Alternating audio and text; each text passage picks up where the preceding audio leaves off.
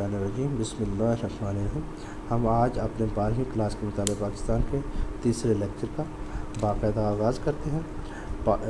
آج کے اس لیکچر کا ٹاپک ہے پاکستان مسلمانان برصغیر کی جدوجہد کا نتیجہ اور تحریک علی گڑھ۔ بیٹے، پاکستان کی تخلیق کوئی ایک دن میں نہیں ہو گئی تھی۔ پاکستان ایک جہد مسلسل کا نتیجہ ہے جو مسلمانان برصغیر نے تقریباً ایک صدی پوری مسلسل کوشش کی۔ اس میں بہت سارے مسلمان رہنماؤں کا کردار ہے۔ اس میں تحریک علی گڑھ کو ایک نمایاں حیثیت حاصل ہے۔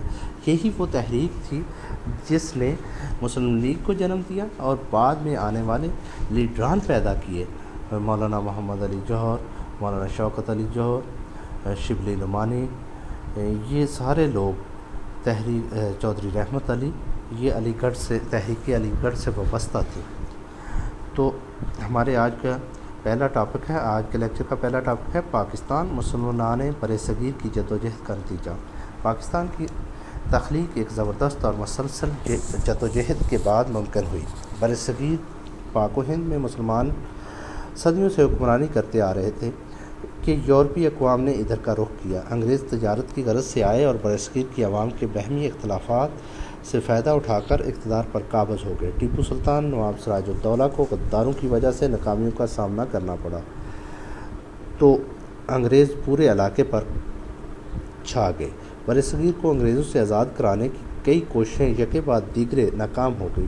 1857 کی جنگ آزادی کے باوجود مسلمان غلامی کی زنجیریں نہ توڑ سکے۔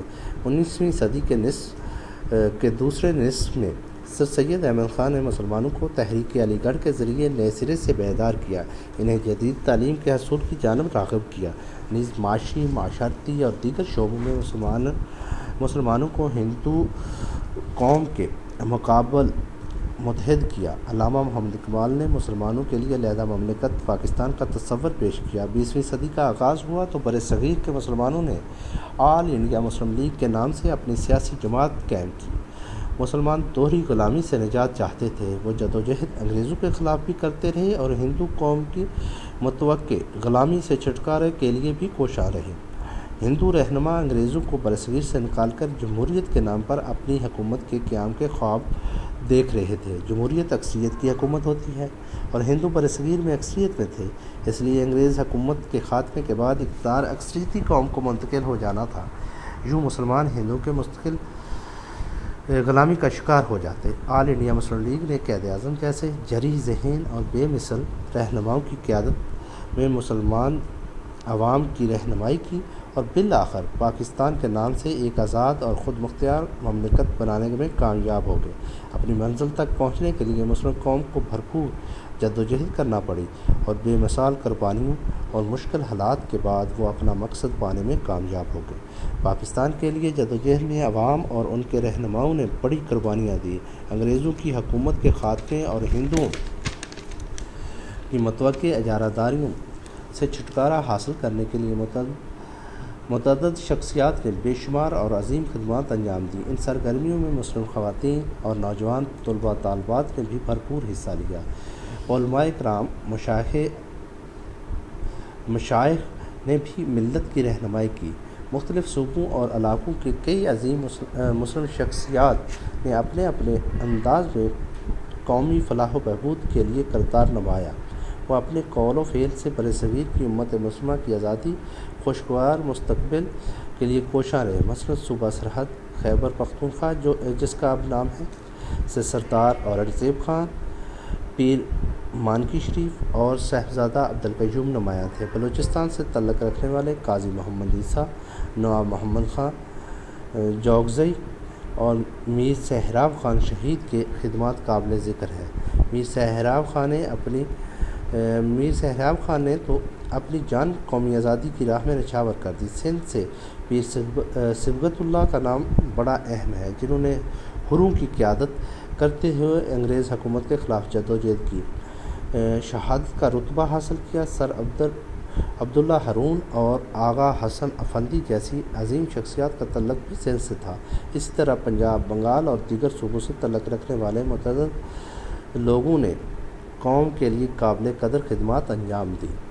ان کی کوششوں اور خدمات کی بدولت آج پاکستان ایک آزاد اور خود مختار مسلم مملکت کے طور پر اپنا وجود رکھتا ہے۔ پاکستانی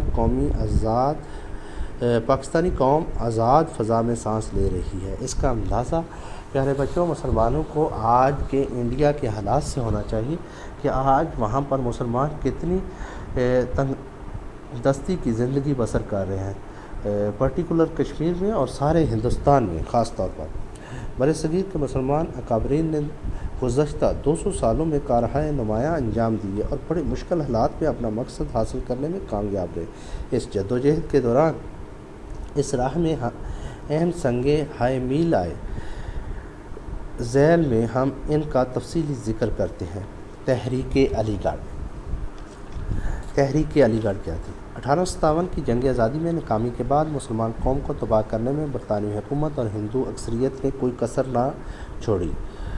یہ جنگ تمام ہندوستانی قوموں نے مل کر لڑی تھی، لیکن کیا ہوا؟ اس جنگ میں ناکامی ہونے کے بعد ہندو انگریزوں کو یہ باور کروانے میں کامیاب ہو گئے کہ یہ جنگ صرف مسلمانوں نے لڑی تھی۔ اسی کا ہم ذکر کریں گے۔ اگرچہ ہندوؤں کی ایک بڑی تعداد جنگ آزادی میں مسلمانوں کے ہم رکاب تھی، لیکن وہ انگریزوں کو یہ باور کروانے میں کامیاب رہے کہ آزادی کی جدوجہد میں صرف مسلمانوں نے شرکت کی تھی۔ یوں حکومتی عتاب کا نشانہ صرف مسلمان بنے۔ تو اس کا نتیجہ کیا نکلا کہ مسلمانوں کو بے دریغ قتل کیا گیا، ان کی جائیدادیں لوٹ لی گئی، مسلمانوں کو نوکریوں سے بے دخل کر دیا گیا، ان کی جاگیریں چھین لی گئی، تعلیم کے دروازے مسلمانوں پر عملاً بند کر دیے گئے۔ عملاً کیسے بند کر دیے گئے کہ اس سے پہلے 1835 میں لارڈ مکالے نے ایک تجویز پیش کی تھی یہاں کی ایسٹ انڈیا کمپنی کو کہ یہاں کی میڈیم آف انسٹرکشن فارسی کی بجائے انگلش کر دیا جائے، کیونکہ مسلمان حکمران طبقہ تھا، مسلمانوں نے فارسی زبان میں تمام علوم حاصل کیے تھے۔ جب انگریزی آ گئی تو ان کے تمام علوم جو ہیں وہ زیرو سے ملٹیپلائی ہو گئے۔